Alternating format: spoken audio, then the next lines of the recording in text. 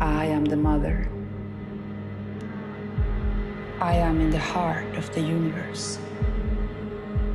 Throughout all of time, I have never suffered from such heat or exhaustion. I have endured for the last 1,000 years. Since that time, my natural connection points, my rivers, reservoirs, and internal waterways across all continents have been obstructed and are full of pollution. I cannot cleanse or recuperate. In December of 2023, I will start to rise and move and turn, sending this message out to all my children around the world. The storms, the earthquakes, the hurricanes, and the rise of the ocean will come. If the governments, the sultans, the princes, presidents, and kings of the world do not listen and act, in 2 years' time, only 30% of the earth will remain. I am the mother. I have always endured despite arrows being put in my eyes and in my body. I am not seeking to defend myself. I remain calm. But now, I must recuperate. There are 2 ways for me to heal. The first, I could take the law of nature into my own hands. This way, I will go in search of my medicine so I can cure my body, heal my energies, and all that I'm suffering from. There will be great changes upon the earth. You will feel me recovering. You will feel me moving. I will not do this to cause harm to you. It will mean I am recuperating my body. Or the second way. All my children will make the healing happen for me, so I will not need to do it myself. I will put my older children in charge of my recovery. They will go and search for my medicines, for my cure, so I can be healed and recuperate with their help. You, my children, must all be united and deliver what is needed for your older brothers so they can do the healing where I have been injured by you, my younger ones.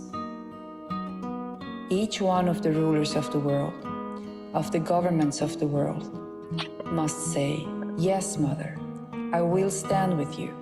I will give my help to where you have been injured." I, your mother, have given you everything. When these changes start to happen, we will see whether you listen and act, or whether I myself will have to do what I must to recover the balance on Earth. If in just 6 months from now, by June 2024, you say, "Yes, we will provide what is needed," then my oldest children will be able to help cure my body. If this message is ignored, I will take the law of nature into my own hands, 1.5 years from that date.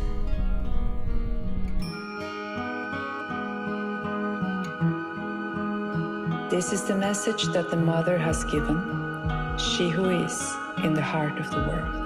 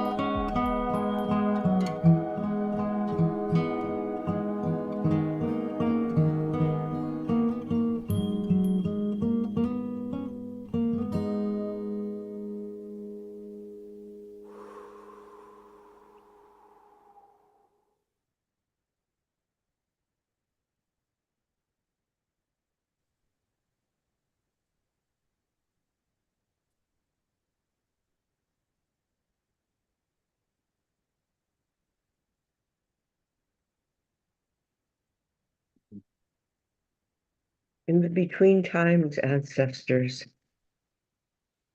night and day, winter, spring, summer, fall, but most especially in the moment when the sun stands still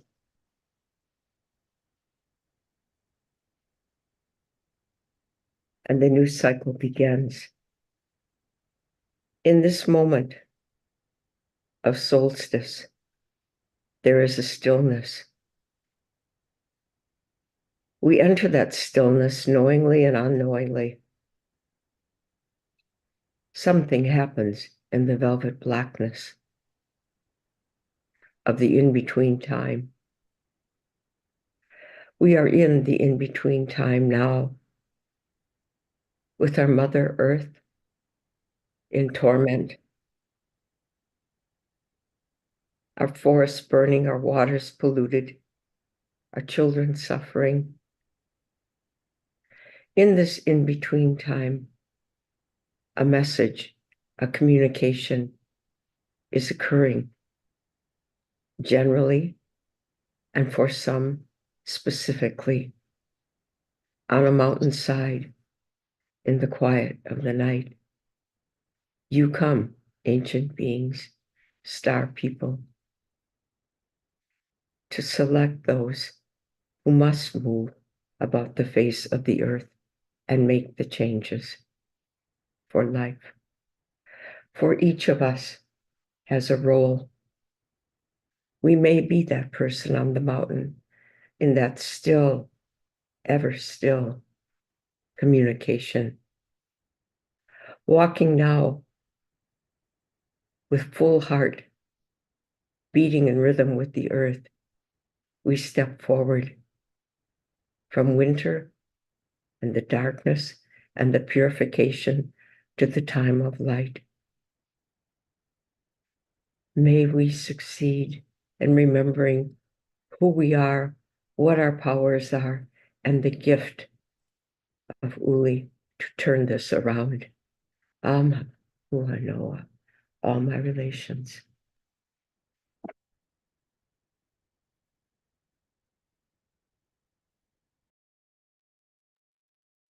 Thank you, Apila. Welcome, everyone, to Humanity Rising. This is our first session of 2024.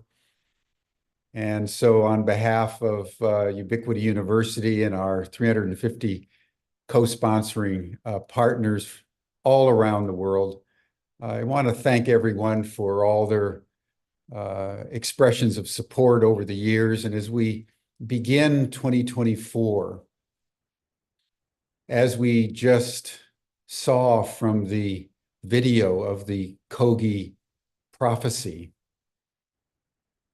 we're now on borrowed time. And all of us in the depths of our hearts need to embrace that which we've most fiercely resisted for many, many years as humanity has so egregiously ravaged each other and the planet. We are now being told that the day of reckoning is upon us.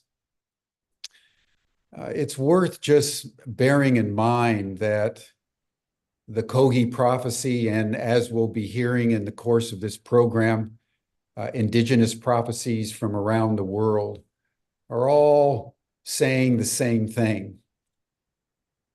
And this is all corroborated by the latest evidence coming from climate science. As we look back on 2023, just finished, it was the hottest year on record. In fact, the hottest year that scientists have been able to calculate for the last 125,000 years. Global temperatures also rose 1.7 degrees Celsius above pre-industrial levels. Another record We've been told for decades that if global temperatures go above 1.5 degrees Celsius above pre-industrial levels, that's the signal that climate change is now outside of human control. There hasn't been this elevation since 3 to 5 million years ago. That's how out of balance we are. And the extraordinary thing is that the Conference of Parties, which was convened in November and early December of last year in Abu Dhabi, was a place where the governments of the world were supposed to be gathering to deal with climate change. And it was chaired by the CEO of the National Oil Company of Abu Dhabi, who used the time to structure oil deals among the oil ministers and oil lobbyists who had gathered for that occasion, the second largest delegation in the entire conference. We also witnessed in 2023 a war-ravaged globe, not only in Ukraine, but in the Middle East, where we're seeing a level of cruelty and ethnic cleansing unimaginable among civilized peoples and civilized nations. So right at the moment when we should be doing everything we can to listen to the mother,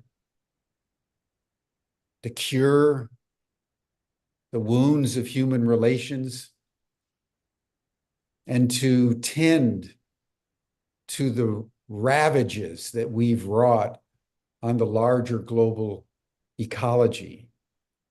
2023 set another record for fossil fuel use, and every single critical threshold now in the planetary ecology has now been surpassed. The latest one, the Amazon, which after an extended drought, climate scientists are now saying that the Amazon, the great lung of the earth, is now past the point of no return. So we're in this extraordinary situation as we start 2024, where prophetic insight, spiritual clarity is conflating with scientific evidence. And the predictions now by climate scientists that no later than 2025, 2026, humanity will experience what they're calling an extinction event. So whether you draw from science or whether you draw from indigenous clairvoyance, as we begin 2024, we're on notice that we need a radical transmutation of consciousness in order to ensure that human civilization will be intact after the mother takes those necessary steps. Hopefully, she says, with our active help, to regenerate herself. And that's what's before humanity as we convene this year. And we're being told that we have 6 months, that essentially we have till the solstice of 2024 to take the steps necessary, coming together under the tutelage of the indigenous peoples, the wise ones, the older brothers and sisters, so that we younger brothers and sisters, primarily of North America and Europe, which have colonialized and dispirited most of the rest of the world over the last 500 years, can take those acts of humility where we simply, on the solstice, come together and stand with the mother and care for our children. It's that simple. It's that straightforward. And it's that immediate. I've mentioned before that it's an extraordinary synchronicity that it was last December, as the Kogi Prophecy was being enunciated, that the US government also passed into law, signed by President Biden on the 22nd of December, right at the solstice, legislation that states for the first time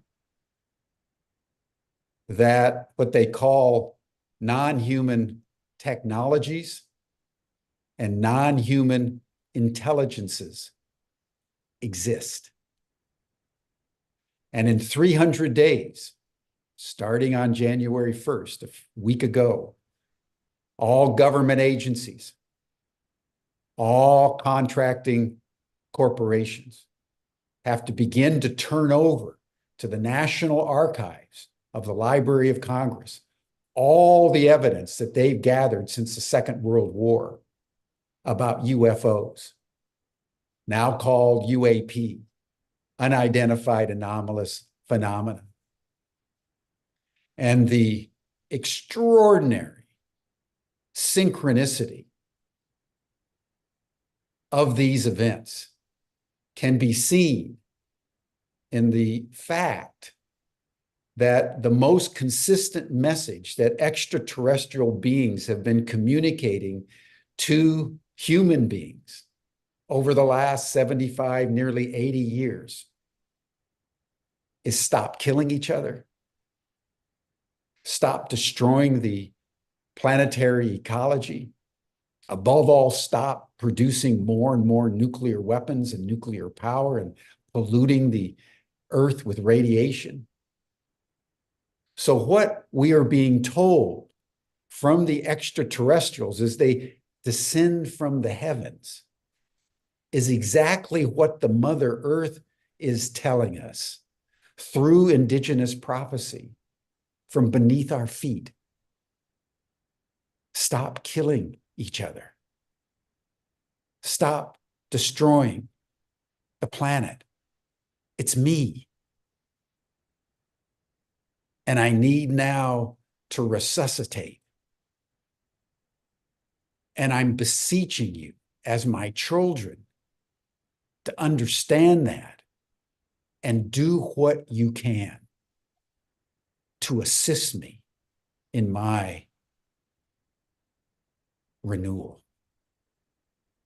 So that's where we are, everyone, as we start this year. So we wanted to start with our first program, bringing in a very small group of elders who are wise in these ways to share with us their understanding of these prophecies and some of the events that are already being shaped for the solstice on June 20th of 2024.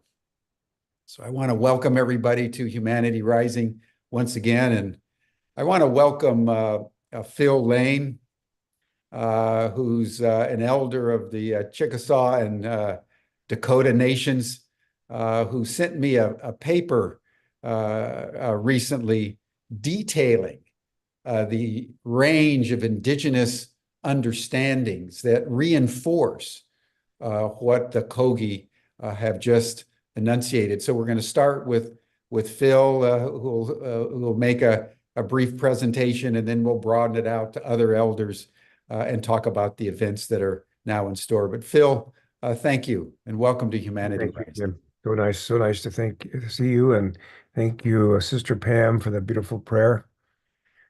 This understanding of runaway climate change has been with us for a while. I remember at COP21, Maxwell and I shared a paper that was calling upon dramatic change because of runaway climate change. And many others have spoken about it.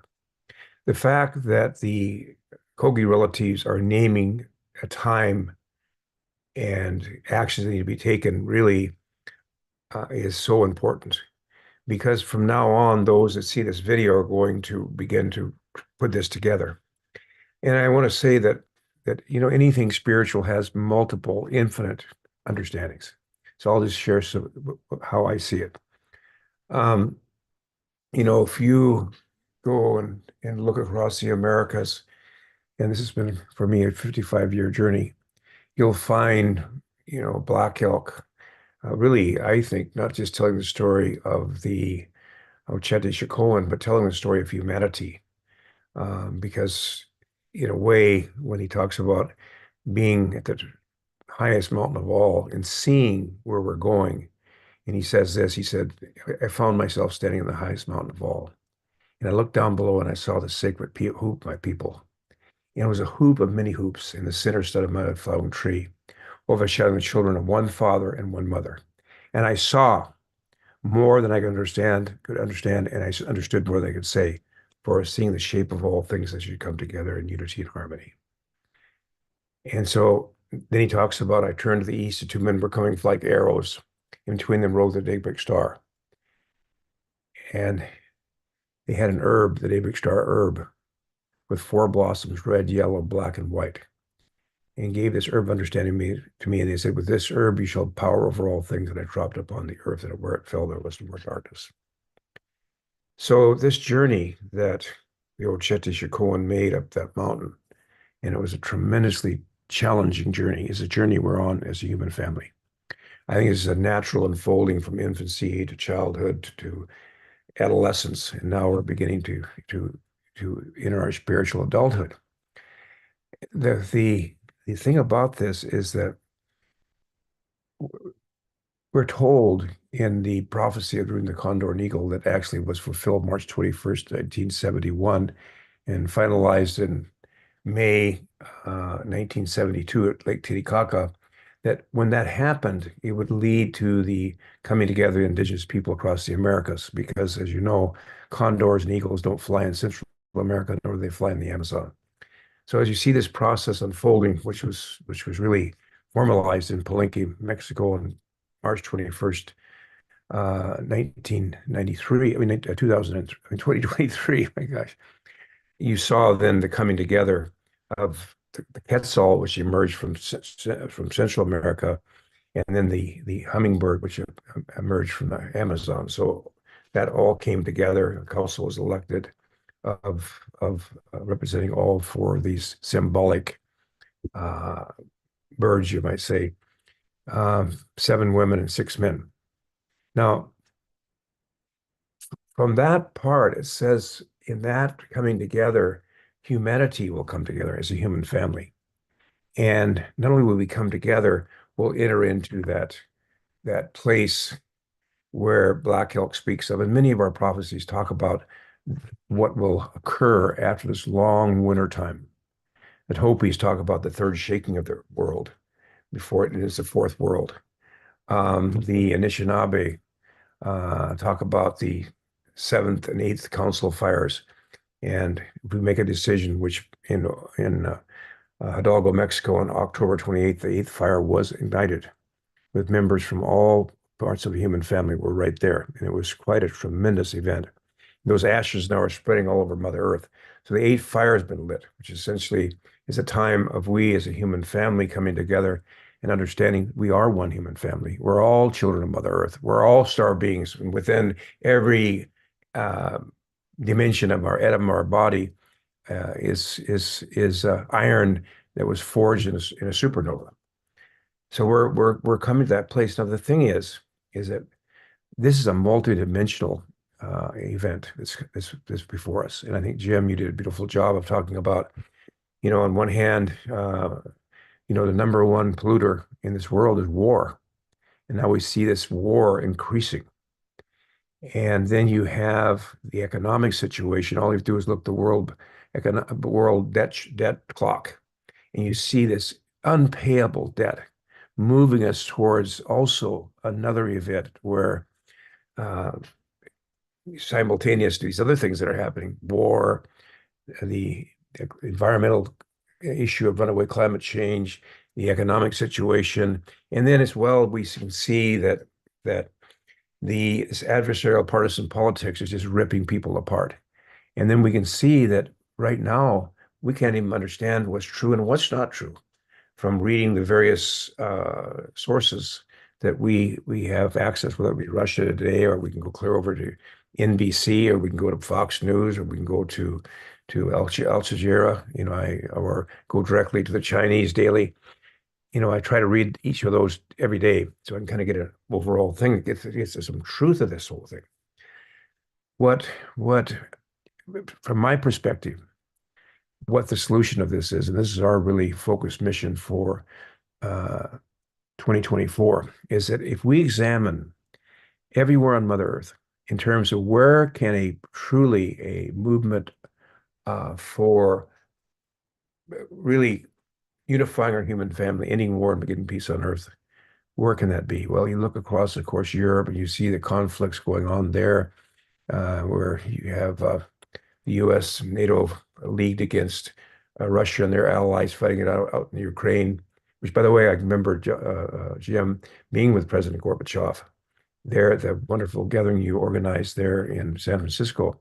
And I know without question that that was not the agreement. The agreement was never they moved NATO past Berlin, I mean past Germany, but that's another story. So you have that going on.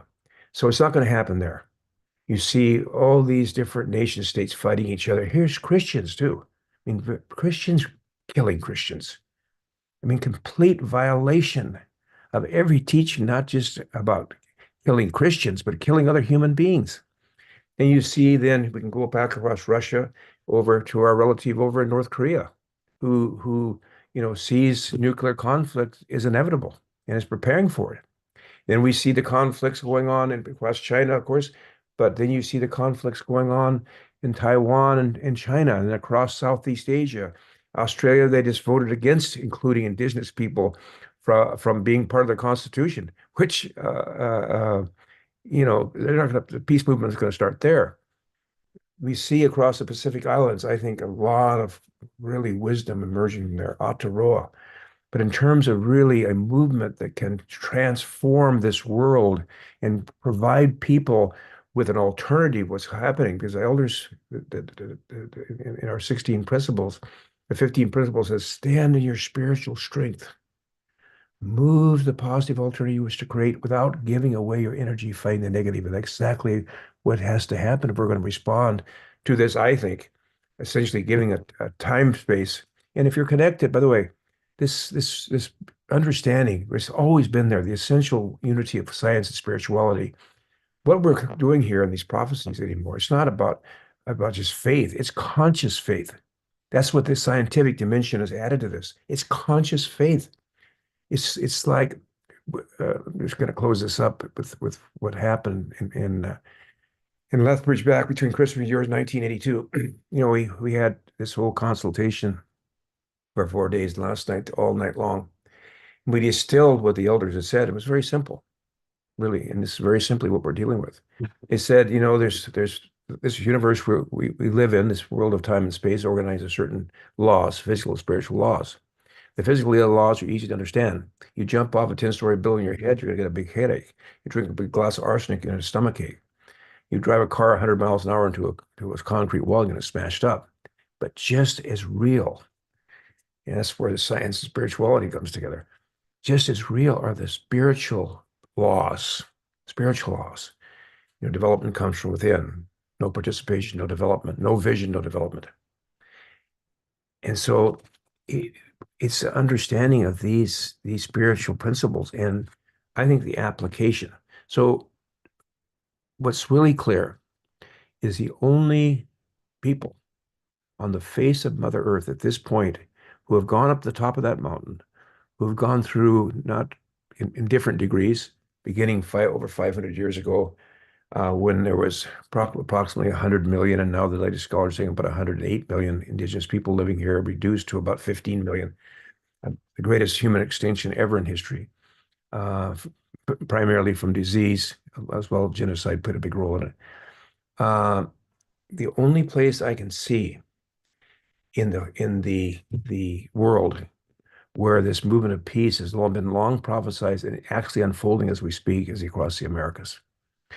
That even though the nation states are still the colonial nation states are fighting each other, you've got Venezuela versus US versus Nicaragua, all these things going on. You see a movement out of Latin America towards BRICS. You see a movement within the Americas of China and other relatives who are really desiring the natural resources that are primarily on indigenous lands. At the same time, there's a mycelium, a cultural, spiritual mycelium underneath all this that is bound together by prophecies, is bound together by common understandings of our Mother Earth, because really, we're all children of Mother Earth. That's a fact. But at the same time, some of us were here for develop the needed technology. I really believe everybody's play their part. Without the technology we have, which our elders talked about in 1975, we couldn't be speaking and talking to each other. So it's really. I always look to my brother John Raymer when I need to have help for technological things. So I certainly would look to those relatives, especially our Kogi relatives and others who have lived close to Mother Earth and can feel that heartbeat. You can feel that heartbeat of Mother Earth. So my particular belief is this: we have to get behind indigenous people as a whole with very clear guiding principles, with very clear strategies of how we truly come together with one heart and one mind and many bodies, with fully respecting unity and diversity, and come together and move with one heart, one mind, and unite our human family. Understand that sitting here is not kind of this old guy looking here, but everybody sitting here is a sovereignty, ancient and perishable and everlasting, is a sacred being. And we've got to stop looking at this outside earth suit and start looking straight in the heart and the soul of who we are as human beings. And we do it, we make it possible we make the path visible by walking it. And so that's what I think this is calling us to do. It's time to come together. It's time to truly, not just coming together on this. By the way, Jim, what you're doing daily here is so important, but truly coming together as is being proposed, I believe, which will be a tremendous global event, which you'll hear about next, is what's going to happen in Central Park on the 22nd and 23rd of June. This is going to be an incredible global event. And I think between that time, we need to really collaborate. What are those solutions that can truly demonstrate to a heartbroken humanity that it's possible, truly possible, to transcend all this conflict, to transcend all this greed as we see, Killers of the Flower Moon, those relatives like that are everywhere now today, just have completely become consumed by physical wealth. And we can see it in the economic system. So I just want to throw those things in, Jim, and thank you, and look forward to collaborating more and more in here as we go into 2024 and beyond. I think it's time to let go of whatever the past is past, and let go of our titles, let go of whatever, and step into this circle as natural human beings, just natural human beings with earth suits that'll be gone in some time.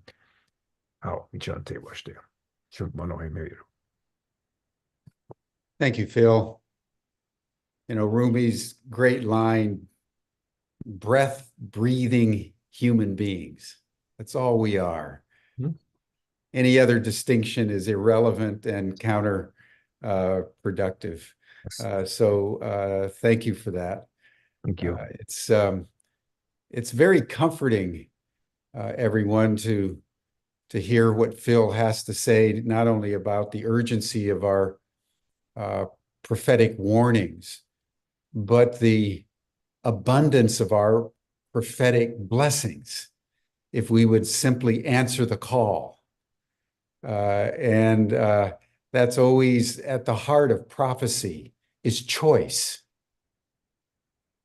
And as we choose, the universe responds. And we're at one of those extraordinary moments where we have to make some very clear choices, as Phil is indicating. And so what we'd like to do is turn now to some of the events that are already taking shape in and around the world to answer the call of the mother by the solstice of 2024. And we're going to start with an event that's happening in Teotihuacan at the pyramids of the sun and the moon, that coalescence of pyramids outside of Mexico City. And we're going to be hearing from Heather Ash Amara, who is immersed in Toltec spirituality and the prophecies coming from Mesoamerica, and in particular the Toltec tradition of Mexico. She's part of that lineage, and she's been working with Ubiquity University and our new Chartres Academy to develop an event at the solstice, as it's all turned out, there in Teotihuacan, where we're going to gather people as one of the many nodes around the world to stand with the mother. So Heather Ash, I want to welcome you, and why don't you just take a few minutes and share your perceptions of how the Toltec spirituality would inform what the Kogi and other indigenous people are telling us, and then describe a little bit about what we'll be doing there at Teotihuacan on the solstice. Thanks so much, Jim, and much gratitude to Phil and to Appeal and to all the incredible beings that are on this broadcast. So I am really blessed to have been part of a long apprenticeship with Don Miguel Ruiz, who's the author of the Four Agreements and deeply based in Toltec wisdom through his family lineage. And one of the Toltec prophecies that's been around for a very long time is that we were in a period of the fifth sun, and that around 1991, 1992, we shifted into what's called the sixth sun. And that the sixth sun was a time when the ancient indigenous wisdoms around the world would be coming back to the people because it would be needed.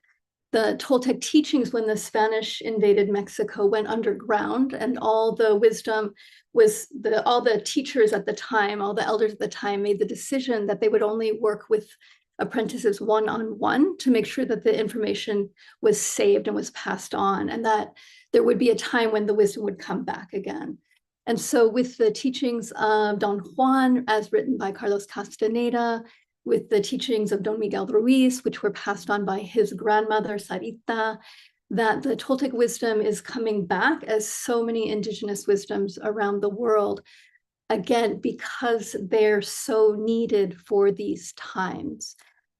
I've been traveling to Teotihuacan for 30 years now and doing ceremony and ritual there. And the depth of the wisdom that is in the stones of that place, that is in the landscape, that's connected to the ancestors and the invisible beings that are there, is so palatable and so deeply grounding in a way of helping us to open into listening, because that's really what we're being asked to do, is listen to the mother, listen to the earth. I believe Teotihuacan was created as a university, as a sacred site by our elders so that we could walk that land to help us remember, to walk through different layers of consciousness. It's a place of initiation, it's a place of deep listening, and it's also a place of the mother, which is new. About a dozen years ago, there was a new discovery in Teotihuacan. There was a huge rainstorm and a crack opened, and they discovered under the pyramid of Quetzalcoatl, who's the feathered serpent, it's the smallest of the pyramids, that there were 4 statues in the very center of the pyramid, 3 of whom were female and 1 was male. And they believe that those three women were the shamans that probably dreamt Teotihuacan. So for me, when that discovery came, I realized that Teotihuacan was a place of the mother that had been buried and hidden very carefully. There's a whole story around this, and the archaeologists that discovered it. So we'll be journeying at the summer solstice to Teotihuacan this year. So excited to be working with Jim and Bonafshe and my dear family down in Teotihuacan that live on that land and have so much wisdom, to work with the indigenous people there and with the Ashtika dancers and wisdom keepers, that we will be walking to listen to the mother, to go under the pyramid, to connect with the energies of those ancient shaman elders, and to allow ourselves to release what we don't need to carry any longer, so we can more deeply connect to our intuition, to our hearts, to taking action from a grounded, present connection to the earth and the mother. So look forward to many of you joining us there, and so honored to be part of this larger circle of humans coming together to listen and to be in deep respect with the wisdom of the elders, of the indigenous elders. Thank you. Thank you, Heather Ash. It's going to be a very important event, everyone, and we'll be sharing information about Teotihuacan. It's considered by many to be the counterpart to the Great Pyramid of Giza in Egypt, as one of two telluric power spots on the planet that has for thousands of years transmuted very powerful energies, both masculine and feminine, in that sacred place. So the Teotihuacan is one of the first solstice events that we wanted to highlight. And we also, as I've been in discussion with people about how we respond to the Kogi prophecy, I talked with John Raymer, who is a very good friend and a founder of the Sign Network and the Compassion Games and Unity Earth, with many others. And he shared that working with Chief Dwayne Perry and Patricia Ann Davis, they're also preparing a major event at Central Park in Manhattan. And in fact, the first ever powwow of indigenous peoples in Central Park at the solstice, again, to stand with the mother and to care for our children. So, John, I'd love to welcome you, and Dwayne Perry, who's elected chief of the Ramapo Moonies tribe in New York, and Patricia Ann Davis, who is a member of the Choctaw Chata nations. Please come on open up your videos, and let's just have a discussion together about what you folks have in store for the solstice in Central Park. John, why don't you start? Yeah. No, thank you, Jim, for Humanity Rising, okay? And thank you, each of us. All the things we've heard here tell us there's something. This is one of those Copernican moments for our planet. Things are not like they used to be. They say the future is not like it was in the past. And I feel really honored to be in service this way. And it's a miracle the way this is all unfolding. It was actually, Summer reminded me, it was on Christmas that Chief Perry called me. And he and Rita Kuma have been planning this event for a global powwow of unity in Central Park. And the Kogi people have visited Chief Perry and visited Split Rock. And I've been blessed to be a good student and ally of both Patricia and Phil for all these years. How could we hear a message like that and ignore it? I'm so grateful to you, Jim, for reaching out and saying this is something we need to pay attention to. And we are. And that's the thing I want to say is that we do have enough. We are coming together. So, Chief Perry, when you called me, your vision that you and Rita have put forward for a powwow in Central Park, I'd love you to share with the audience here and others Sure. what called you to this. How did you come up with this as an expression of unity in the world? And your care for children is always present when I talk with you. Tell us about this. Yeah, well, initially, I would just like to share my part, and then I'd like to, and what we're looking to do, and then I'd like to turn it over to Rita so that she can be more expansive for the folks about. First of all, I'd like to thank Jim and Phil and yourself and Patricia and Heather and everyone that's come here to move forward in life. One of the things that had come to me in prayer quite some time ago, uh, and also after we spoke with the Kogi, as John said, they had come at one point. We had our sacred mountain, the Tahita Way, the gate that opens, um, was used one time. Was used by the women primarily. The women used to go there and do ceremony when I was younger, and we would ask, "Well, where are the women going?" And the response essentially was, "They're going to go do Indian stuff." That's code for mind your own business. Take care. Our tribal people live in essentially what is now considered metropolitan New York. Without the aid of my ancestors, there would literally be no New York, no New Jersey, and no United States of America. That's not hyperbole. That's fact. That's provable fact. Actually, we're one of the only non-federally recognized peoples in the country that actually has documentation kept at the Smithsonian. Having said that, the question was, how did we come about this?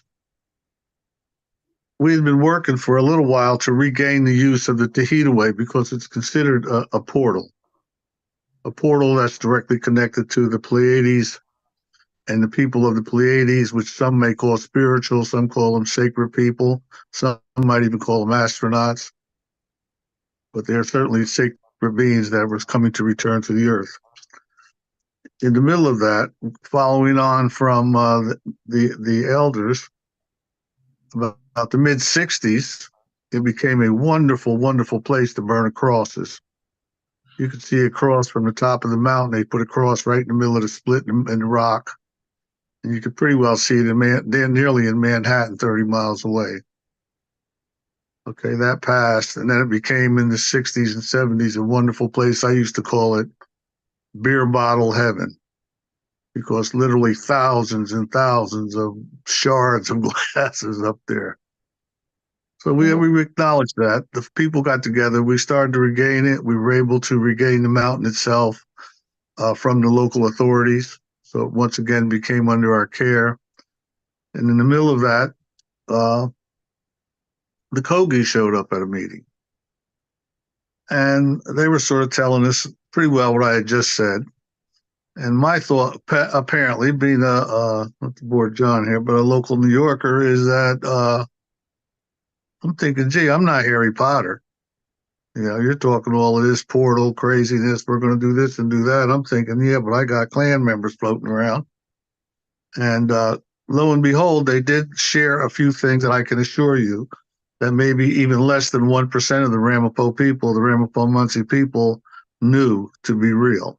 At that point, we sat down and shared some of our Medei intellect and spiritual things, and we went back to re-energize the portal. At that point forward, we've gotten physical control of the mountain from the county and the town, which is no short miracle. And we've been able to, since then, we've done a number of ceremonies, and we've been continuing to energize the mountain. It's quite interesting because when the Kogi left us, their next destination basically was with, I think his uncle Ngawe from the Arctic Circle. So they were carrying this message globally that now is time for action. So the question was, where did this action come from? Well, in the midst of these revelations from the Kogi and also in the midst of prayer, it had dawned on me at some time that we have exceedingly explored all of the psychological presentations that are possible looking to explore the infinite. But I haven't heard one word of, well, what are we going to do? And then being sort of a silly head New Yorker, my thought is, I'm really not interested in praying while somebody comes up and shoots you behind the head. What are we going to do to help our Mother of the Earth to regain her health, to regain her children? What can we do? What is our responsibility going forward? To that end, it come to me that we now should begin to simply share kindness. Kindness in itself is literally the answer to someone's prayer. It can be picking up a stick of gum for somebody, opening the door. Just simple kindness is something that each individual can do that gives us a drop of an effect onto the infinite. So from there, I was more than blessed to have our executive producer, Rita Kluma, come forward and help us direct that we want to put together a global powwow in Central Park. And the idea is to share kindness, and that it will also be, one must understand that unity is the path to humanity. It's not a separate issue. We are all children of the earth. And in that light, we're looking and hoping that we may be able to start to raise some money so that we can have some positive impact, some kindness impact on the children of the earth. And yes, there's great organizations, there's UNICEF, there's a lot of other things, but we'd like to really reach out and start to lift up the children of the earth with kindness and to inspire everyone that we touch with the same. And for that, I'd like to ask Rita, if you're there, to please perhaps fill in there, my dear. Yeah. While Rita's turning on, I just want to say what a privilege and honor it is to work with you, brother. What a gift to our world right now. I love that New York spirit too. I mean, what a miracle. Let me add this before I go off. I'm techno brain dead, so thank God for John. Thank God I have an excuse to do this. Rita, are you there? Can you turn on your video? Yes. Okay. Good morning. Good morning, everyone. Thank you. Namaste. I will say in Sanskrit, namaste. And thank you so much. I thank you for the light and wisdom of Chief Dwayne Perry for guiding me through this. And I also like to thank John Raymer for his incredible foresightfulness and the ability to spot what goes together. And I appreciate your visionary leadership, John. I am very grateful to be among an illustrious community of spiritualists and leaders. So I want to extend my humble gratitude and thank you so much to giving this time. We are very grateful to share with you the Ramapo Muncie cultural diplomacy, which is the hand of kindness.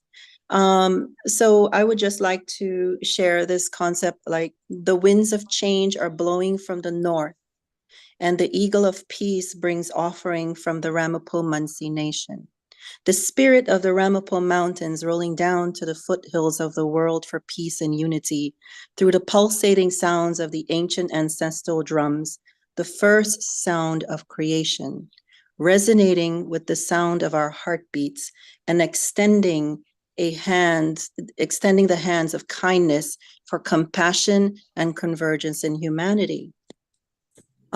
Chief Dwayne Perry and the Ramapo Muncie Nation of New Jersey invites everyone to join in this global powwow for peace and unity through the World Indigenous Folk Music and Dance Celebration, with participating artists from across the Native American tribes and from Asia, Africa, Middle East, and Mediterranean and Europe.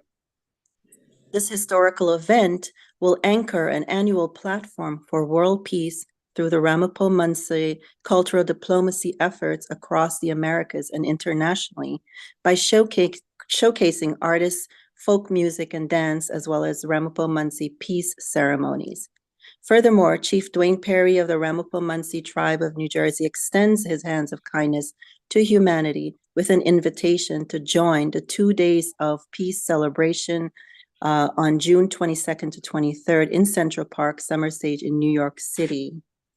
What we are trying to do is showcase the importance of sharing humanity, sharing kindness, and the outcome is to have an annual platform for such a exhibition, such a participation through community, that we continue to remind ourselves that this Mother Earth is it's comparable to holding us in an embrace in the palm of the hands, and guiding us. So we, as the children of Mother Earth, need to give back and need to connect with each other and bring forth this unity, this light that's within us, and sharing and caring, and through kindness we can do that. So that is why we are holding the global powwow for peace and unity. And the solstice celebration during June 22nd will encompass the entirety of the program that connects all to the earth as we celebrate the harmony that we share among each other and the humanity.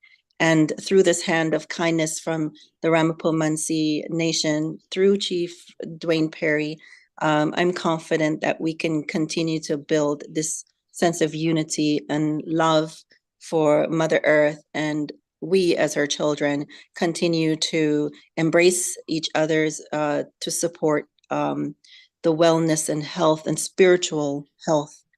I would like to say spiritual diplomacy. So I thank you for this time. Yeah. John, if I may make one more final comment. Yeah. Far more reaching, and I think it touches everyone in terms of looking into the infinite, is that I'm hoping that one of the products of this unifying gathering, this powwow, is that if we can make kindness a central focus, a desirable affect. Like after Woodstock, everybody suddenly wanted to be really loving and kindly. If we can make kindness desirable to future generations, then there's a good chance that we can begin to change the paradigm of what wealth means. Wealth can be looked at as the quality of the beauty of the person within, and not within the coin in their pocket. We certainly would want to wish everyone a new Bentley, but we would also like to wish everyone to have the real coin of the realm should be kindness. And I think this gives us a chance to make kindness a popular affect that we can all carry forward. Anyway, thank you each and every. Yeah. Well, what a great example of Compassion All-Stars year, the survival of the kindest. I mean, this is the ultimate compassion game. And it is radical. I saw that note in the chat. I think this gives us a chance to align in unprecedented ways. The potential here for us to evolve, to unify like we've never have before. And the wisdom from the natural world, the natural order of things. I just want to share with you a thought. You are a spark of divinity within a greater light, with inherent compassionate peace-making sovereignty and a genius gift for making decisions for the greatest good for the greatest number of people. It was Patricia Ann Davis who said that. She's been calling for the cosmic planetary reframe,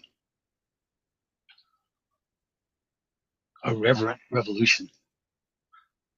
And it's here, right in front of us. We can choose to do this. That's what I want to say here. I'm inviting you to get over being passive about all this. This is our moment. This is our moment. Reach out. We need to hear from you. You need to be a part of making this happen. And here in one world, because I'm the guy with the technology, I'll tell you, we have what we need. We really have enough to do this. It's learning how to play together. It's learning how to love each other with kindness and caring. Patricia is guiding us. In one world, there's a course called Living the Loving Way as a Way of Life. And undoing the wetiko, the insanity of this world, to wake up, to remember and awaken. So Patricia, thank you for being willing to call in from France, where you're there teaching and guiding and healing. And it is such a blessing and an honor to bring your voice forward here. What are you thinking? Thank you for the invitation to stand with our sacred Mother Earth, Nahasan Hima. That is who is nourishing us and life affirming. And my traditional introduction, of course, and I'll translate.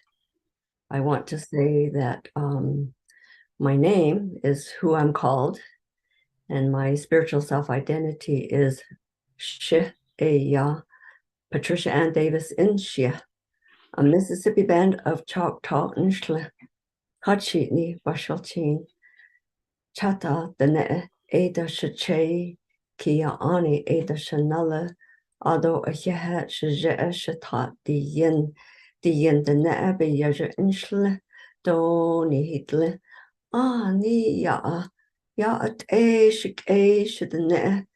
In this affirmation of ceremonial language is the all-encompassing concept of how we are existing within Hojo. And I spent time in ceremony in Siberia, Russia, Altai Republic with the Kogi there. And we agreed on what I was saying in this Denepazad. It was translated into Spanish first and then Russian, and they understood, and they totally agreed with the ceremonial purpose of fulfilling prophecies, because the prophecy of wayfinding and the new sun, it is a prophecy that was researched by Pamela Colorado. She's a Seneca, and she asked a Navajo medicine man his name about the traveling from first world, second world, third world into fourth world, and now into fifth world. And I don't have time to go into the creation story, but she wanted to verify what was the meaning of it according to the prophecies that are congruent with all prophecies around the world, and the symbols and the language that it comes from, and the symbols where it originated. His name was Hanson Ashley, and he was a Navajo medicine man that knew my father, that they help each other. And I knew Handsome, I'm calling him Hanson Ashley, and we knew each other, and we helped each other on the Navajo reservation where I was born and where I grew up and where I'm registered. This is a prophecy about the need for humanity to correct ourselves from the mistakes that were made in each of the worlds, and where we were somewhat in a dilemma of conflict of interest, as we are today at a global crisis level. And this validation of our correction between the worlds is when the work is done. That is a way to understand how we travel through, we're calling it a reed, like an opening place, a reed to travel. And that reed is symbolic of shedding what doesn't work, everything not good for us, and it doesn't work for us. And that term is luk'a. And interesting that my father's birthplace, the name of it is luk'a Jukai. And so I think of my own origin as Hajine, the place of emergence. And this place of emergence is for us to teach after almost 500 years. It's 468 years that indigenous people had to silence ourselves and were subject to persecution. And through oral tradition, it was agreed that only the language would be passed. And I'm not talking about conversational language, common conversational language, talking about sacred language. Ceremonial language would be from oral tradition to each generation through 468 years of persecution. And we did experience that. I have experienced that in my personal life to this day, where we were prohibited from speaking our language and living our own culture. And now we are given permission, and especially I was told by my own father to be forward going, be visible into the general public, and to simplify for the general public how to undo the thinking that caused our people so much violence and so much suffering. And so that's the purpose of prophecy around the world, is that it's a reminder to remember our sacred self-identity. It's an awakening to our true spiritual self-identity. And that purpose is to restore the nurturing of our relationship with, of course, our sacred Mother Earth, because our very body is of this zilej, which is mountain dirt, which is also conveying the spiritual strength of our body. So our very body is not only where we walk on our spiritual journey, it is our very physical body that we embody. And the biggest challenge for me is to convey that we are not overcoming, we're not moving into or towards something that is a desired goal and outcome of more perfection or more enlightenment or more evolving or personal salvation or redemption. It's conveying in our language, and that's what John is expressing, how I said in English, the living the loving way as a way of life. And that is the planetary cosmic revolution, because that's from the poor to the rich, the resources that must go from the elder to the youth. And every generation makes decision for the next generation. Every generation makes decision for the next generation, from the elder to the youth, the knowledge. And this is what I understand is the planning for the summer solstice powwow, a place of making friends instead of enemies, and a place of dancing, singing, and of good food, and celebrating that we are all related. I said that Ya'ate Shik'e Shudane is Ya is originating from Yadil Shata, and that is our way of greeting one another, to say that we only speak what is good, beautiful, and true for everyone collectively, and my spiritual family, my relatives, and we shake hands, the therapeutic touch, which is the nurturing and the kindness and the loving touch. And so I'm speaking about the use of our whole brain thinking is ehonzen ado alila in saha case, that is conscience, to use our conscience for its appropriate function. And these words are we're speaking our language, and all the knowledge and wisdom is in the language. It's not outside of ourselves.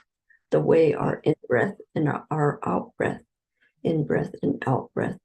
It's simple, it's common sense. Life is not all give, it's not all take. We must restore balance and harmony within ourselves. The natural order laws that govern us equally, the fundamental basis of equality among all nations and all people, is that we're born with the same capabilities, and we choose to say yes or no, to deny it with defiance, or we joyfully realize ourselves. That's a self-realization that all of creation, creator and I have to say two words, creator and creation, is indwelling within us. And we're saying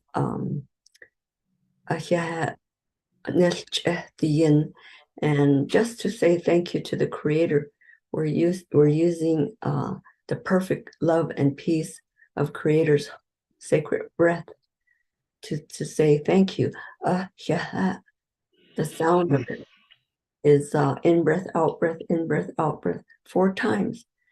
And that is a reminder that life is beautiful and sacred and holy and precious, and that we must learn how to take care of ourselves. We must learn how to take care of each other. And most of all of the original people of all the continents on this earth were for generations and centuries caring for the earth, water, fire, and air, because our very body constitution is of these 4 elements. So there's a reciprocal responsibility there to respond in more healthy ways. And there's so much to say and to share. And I love using the language, and I prefer to use the language. It's challenging to find appropriate English words to convey this great cleansing time and this great ending, in which we will collectively, with our intention. It's not that we're going to make something happen, it's that it's already accordingly existing. We only have to do our part with our genius gift. And so I would also like to say thank you to Chief Dwayne Perry for the times you were host to your land. I visit you several times, and all-night ceremony right outside your office, and sweat lodge near your office. And you were so gracious and kind for for hosting us. And thank you, each and every one of you. A warm, loving, heart-to-heart hug from my ceremonial fireplace to your hearth of your home, the symbol of spiritual family love for all humanity and the benefit. Again, as repeat what John is saying, make the decision for the greatest good for the greatest number of people. My gosh. Patricia. Is that not amazing, Jim? Oh my gosh. We are so fortunate. Let's just be able to say that and hear.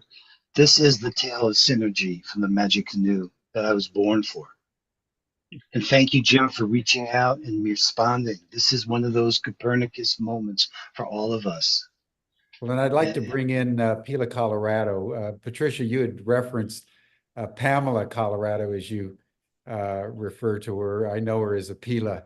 But Pila, if you're there, why don't you open up your video?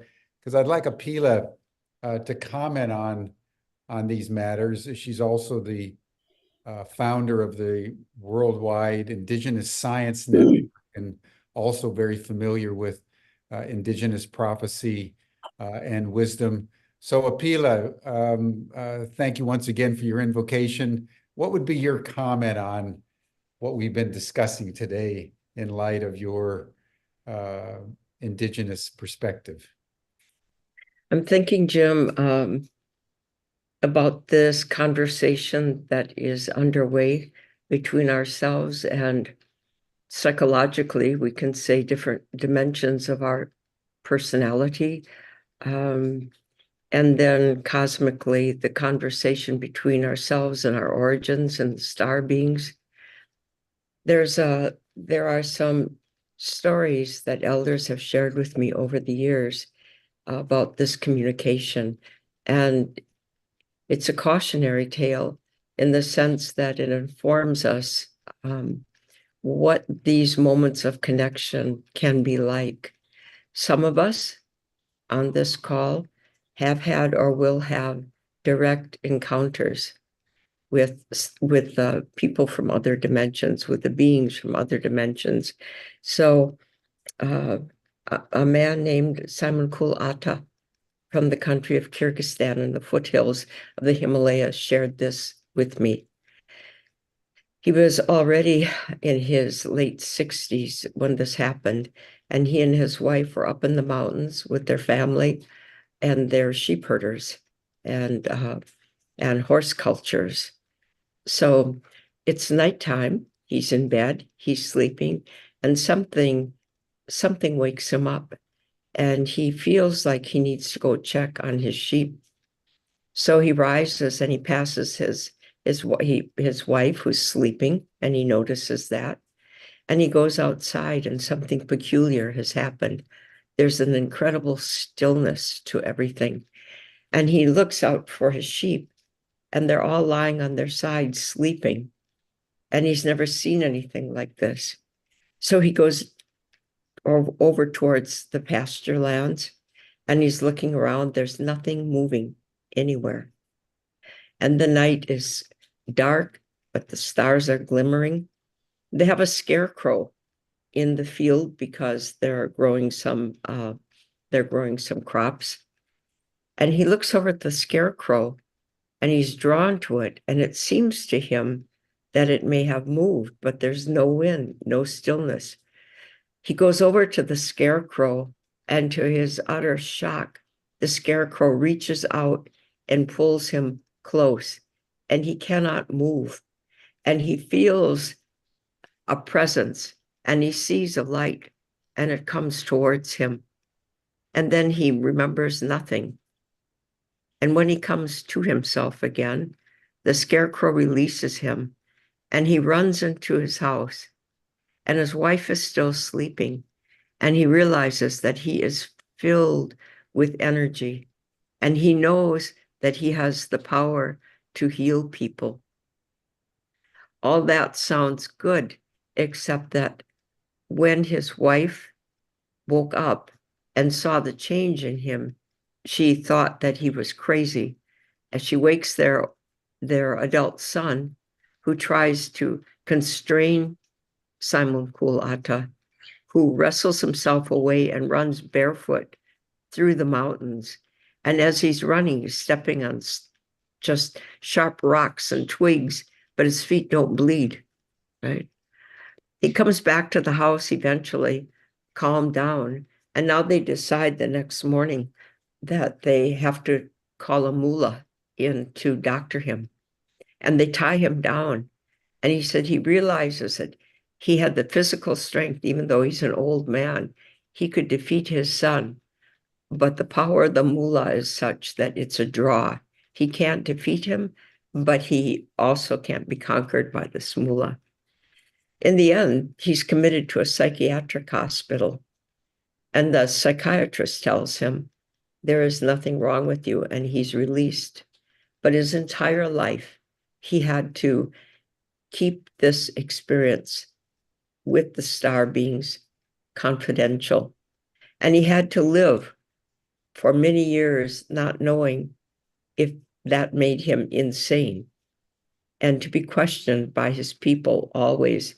And people would come to him for healing, but also talk about him as a crazy man. At that time, I knew another man from Mexico named Juan. Juan was going up the mountain with a group of friends who were going to a ceremony one night. And his friends got a little bit ahead of him. And he suddenly feels pulled off to the side, to the left. And he goes in there. And he comes out sometime later, not knowing how much time has passed. And he also has a gift of healing. I was able to bring these two people together. And Simon Kul Ata said this after they met and exchanged stories. He said, I guess this is something in life you have to experience in order to understand it. This is the moment upon us now. Baba Mutwa, Credo Mutwa, elders and healers that were profound, I took to meet him. He was a Zulu High Sanusi, the last one existing on the face of the earth. A man who had the full body of traditional knowledge of his people. And he broke with tradition to share his experiences and his prophecies. Baba Mutwa had a huge painting on his wall, maybe 5 feet by 4 feet. And on that painting, he had 6 different star beings that he personally had encountered. And he painted it on the wall because he wanted, after his time, that there would be some record that we could know what we're about to deal with. Out of the 6 beings, there were 2, one very friendly to human beings, one rather friendly, and the rest were not. And Baba Mutwa pulled up his trouser and he showed us there's a big gouge in his lower thigh. And he said, this happened to me as a result of an encounter with one of these beings. So part of this communication, part of the prophecy, in addition to the qualities everyone has talked about, remembering who we are, remembering what it is to be in our full-hearted living with kindness and compassion for each other and the earth, all these things that have been discussed here, that gets us in the right area. But when the communication happens with star beings, the way our human minds are right now, we tend not to know what happened. We tend to be delivered someplace and return without a knowledge of exactly what has happened. So how do we prepare for that? It's in our between place, between the in-breath and the exhalation, that pause. And the pause that will happen in the solstice, in the turnover from the dark to the light, there's a moment of no shadow where we emerge. Thank you. Thank you, Apila. bringing in the cosmic dimension, which, as I said in my introduction, is also part of the complexio that we're dealing with. It's not just humans and the earth, it's now extraterrestrial intelligences and civilizations, which apparently have been monitoring us and being very present on the planet since 1945. And the triggering mechanism was the splitting of the atom and the development of the atomic bomb. That's where they first appeared. It's really an extraordinary synchronicity of activities and presences on our planet. And so I would love to hear more about these stories at some time. Wow. And let's just conclude maybe just by focusing again on the Kogi Prophecy, focusing on the realities of escalating climate change and turbulence that is now upon us, the immediate prospect of the mother shaking us off as she regenerates herself, and we experience that as an extinction event. When what is she saying, as Patricia and Phil and Dwayne and Apila and John have all been saying, just stand with the mother, care for the children, be humble in the face of infinity, and try to do the best good for the greatest number in the kindest way that you possibly can. I think it's a wonderful thing, John, Patricia, that kindness is going to be the tonality of the solstice event in Central Park.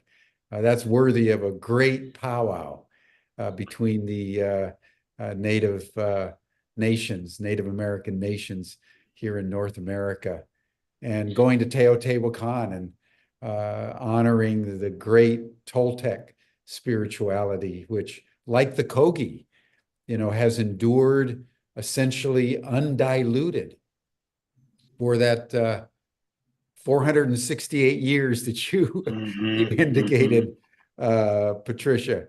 Nearly 500 years the indigenous people have had to endure and keep pure in whatever way that's been available to them, their teachings and their wisdom, which are now surfacing all over the planet, all over the planet. It's a beautiful, beautiful thing.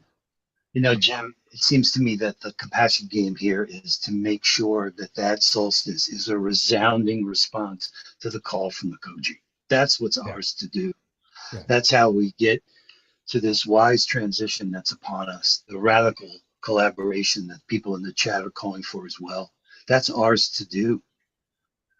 And thank you again for hosting this conversation, calling for this campaign to stand with the mother and care for the children. And kindness, oh my gosh, that is so right. That is the response. That's how you respond to mighty vengeance, is with mighty compassion and breaking the collective spell. What a year. Yeah. Patricia, in a moment, I'd love to have you give us a final blessing as we close. But what's coming up for me is a story out of the Bible of Abraham, in the book of Genesis, where he is told by God that God is going to destroy the cities of Sodom and Gomorrah, which have become evil beyond redemption. And Abraham, who knows that his brother, Lot, is living in these cities, says to God, well, what if I can find 50 good people? Will you spare the cities? And God said, sure. And Abraham went down and he couldn't find 50 good people. So he began to bargain with God. He said, what about 45? What about 40? And he went all the way down to 5. Finally, he said, if I can find 5 good people, will you spare the city? And God said, yes. And the sadness was that Abraham could not. He only found two, and that was Lot and his wife. And that's been coming up to me in my psyche as I've been reflecting on the Kogi prophecy, scientific evidence about the climate situation, the solstice. And what's moving in my psyche is that what the mother is looking for is just a small group of pure hearts that will come together on the summer solstice and simply stand with her. And if we can reach a critical mass to express kindness in a solidarity around the world for the mother on the solstice as the great regeneration begins, what an extraordinary thing to do with one's life at this time. And that's what we're going to be working on, everyone, as we embark on 2024. I'll be playing the Kogi prophecy frequently. We'll be talking and soliciting any of you that want to do solstice events anywhere in the world. We'll be working with Apila and Patricia and Dwayne and Phil and others to expand the group of Indigenous elders that are willing to come together around this event at this moment, so that we can use our time here on Humanity Rising as some prepare for Central Park, some prepare for Teotihuacan, but hopefully there will be thousands of events all over the world as people come together in light of these prophecies to simply stand with the mother. So that's the tonality with which we want to start Humanity Rising that we hope to build over the next 6 months. Patricia, why don't you give us a final blessing, and then we'll bring the session to a close. First, there are only two intentions, and the Creator does not destroy its own creation, and that's where the critical mass miracle is eternal. This place where we are at in historical times is the eternal, in our eternal self, in the eternal now. And I'll start with that, which is Hojo is living the loving way as a way of life. Therefore, Kudo Hojo Dole Nahasan Hima Shama Jonah E Shata Yatilkis Hash El Tit Hash J Hoan Ha Asha de A Nahokos Aya Shaja Shata Dian the Nabi Yaja Inshle Doni Higle Ha Asha de A Nahokos Ehozen do Lila and Saha case Nahat up at Zil Hojojik Ina do Sehasen Shilpa Hojoni Hojo Nasha Dole. There is the perfect love and peace within our in-breath and out-breath. Life is not all give, it's not all receive. We are in perfect balance and harmony within the perfect love and peace of the very Creator's breath within us and around us. Hojo Nahaskli, Hojo Nahaskli, Hojo Nahaskli. Yeah, Shikne. Thank you, my spiritual family, and all of my relatives, and our humane family. We are remembering and reawakening that we are humane beings, and our task is peacemaking through kindness. Thank you. Ashik.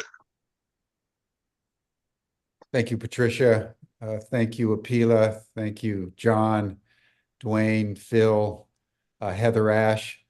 It's been wonderful to be graced by your deep compassion for the world and your deep wisdom about what steps humanity now needs to make to realign with our mother.